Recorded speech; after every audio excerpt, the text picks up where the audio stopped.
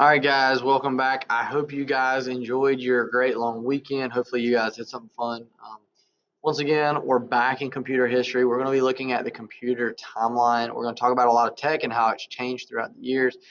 Today, we are going to hit a lot of information. You guys are going to start a project, and then you have a quiz tomorrow. So make sure you look over your worksheets, look at some of the stuff you think is important, because that'll be on the quiz tomorrow. Okay, so go ahead, take a second, and do the warm up, and tell me 3 ways you think computers have changed the world. Okay, go ahead and do that. Pause me, complete that, and come back. All right, so normally this is what we would go over, right? A lot of this. This is a computer timeline. If you want to go through that and look at it a little bit more in detail, that's great. To me, it's too cluttered, so I kind of went through, selected the stuff I think is important. Now, I do have my notes in front of me. Generally, I kind of review this before I do it because I'm recording video lessons for this. I'm probably going to have to refer to my notes, and I got the worksheet here to make sure that you guys get all the right answers so I don't skip anything. Okay.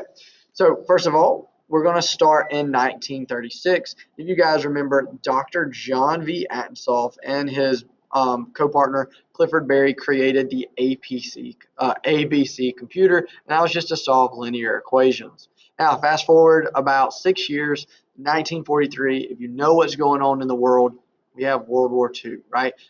So British scientist named Alan Turing created this machine that you actually see here is giant, and because it was giant, they called it the Colossus. This was created in 1943. The Colossus was created, and it was used to break German code, right? So we're fighting in World War II, or they're fighting as well. We're both in there, and they're intercepting messages, and they were using this machine, all right, this computer, to break German code. So all of this giant was to be able to process and figure out what was going on.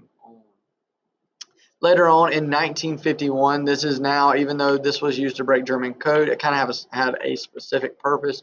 In 1951, we see the creation of the UNIVAC 1. All right, this is the first commercial, all right, meaning mainly for big businesses, first commercially available computer. But what really makes it popular, and the reason we really mention it today, aside from that fact, is it was used to predict the Eisenhower election. It took records in, and it predicted that Eisenhower was going to be elected, and it was correct. And so it rose in popularity a lot.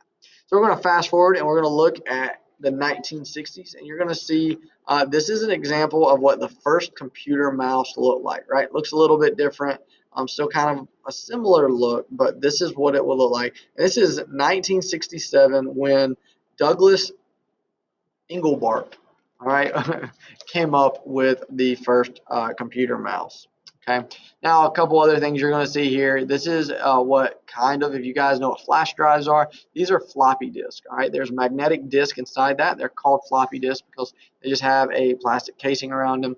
And the larger it is, they would kind of flop. And the disk inside it is just this magnetic like film that would spin, read, and write information on there. But they would flop, right? So they were known as floppy disks. 1970s, you're going to see the creation. This is where we've talked about this before. The microprocessor, the i4004, which was created by Todd Hall. He first in 1971 creates the first microprocessor. Now, think to yourself, does anybody know what this is? Because this is the start of a creation of a business that has just grown and grown, and is a global business now, and is probably one of the top in its class. Any guesses? Well, this is actually what the original Apple computer looked like. So in 1976, Steve Wozniak and Steve Jobs introduced the Apple computer, and this is what the original model looked like that they created, right? So imagine in about, so 51, we have the UNIVAC to, within 20 years, it goes from the size of a room to being able to fit in your garage on a table. Okay, so big leaps here. 1980s. Now we're getting into people having more computers. Oh, I skipped one, sorry. From the 1965 to 1970, you see a lot of big changes, right? We went from a really large computer to a really small. Well, what allowed that is that from the 1965 to 1970, On a condensed computer circuit, we went from 1,000 circuits to 15,000. So how many circuits did they have in 1965? Roughly 1,000. To in 1970, 15,000. That's because tech was getting better. We were learning a little bit more and moving from there. All right, now we're in the 1980s, and a couple of things you'll notice. Elk Cloner is the first computer virus in 1981, right? So you'll see what would kind of happen here. The best way to describe it was like a virus that you may not know you had, that could be like secretly transmitted. Okay, so Elk Cloner, this is kind of what would pop up. It would say the program with a personality. It will get on all your disk. It will infiltrate your chips. Yes, it's Cloner. It will stick to you like glue. It will modify RAM, right, random access memory, to send in the cloner. So the way this would work, right, old school computers would use floppy disk. All right, and just like today, or similar to today with like video games, sometimes if you buy a video game store, you still have to download. So old school, you would download things not offline, but through the disk. So let's say I bought a game and it's on this disk, and I'm like, dude, this is the best game ever. And then I let a friend borrow it. Okay.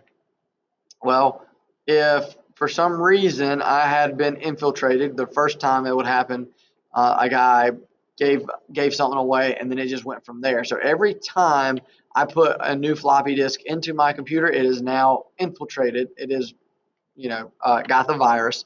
And then when I let that buddy borrow it, now his computer has the virus.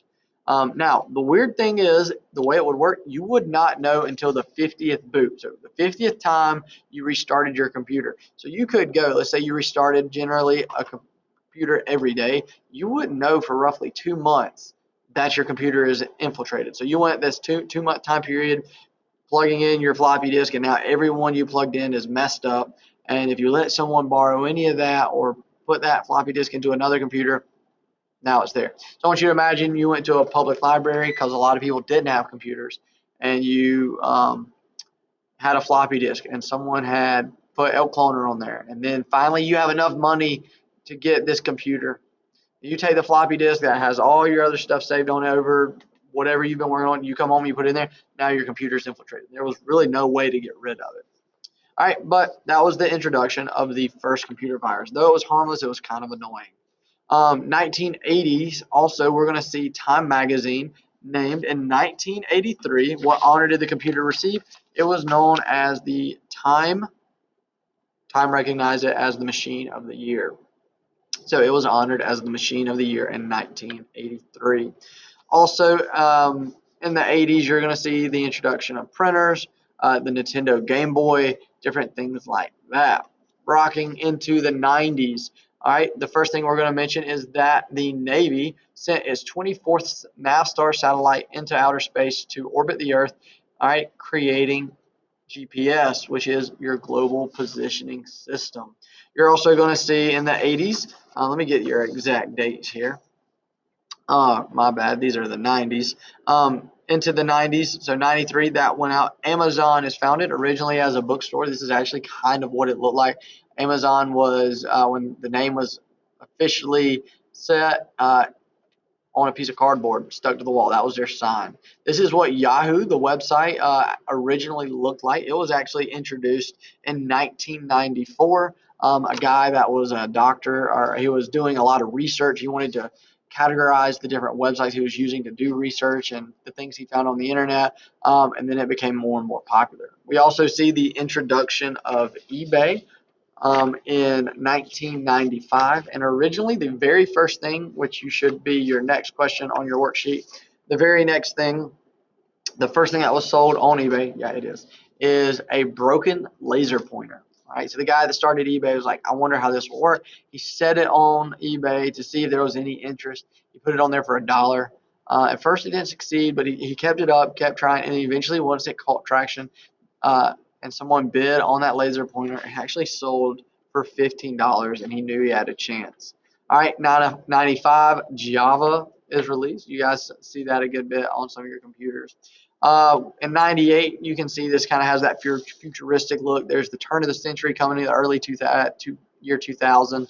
So you see the introduction of this computer by Apple in 1998.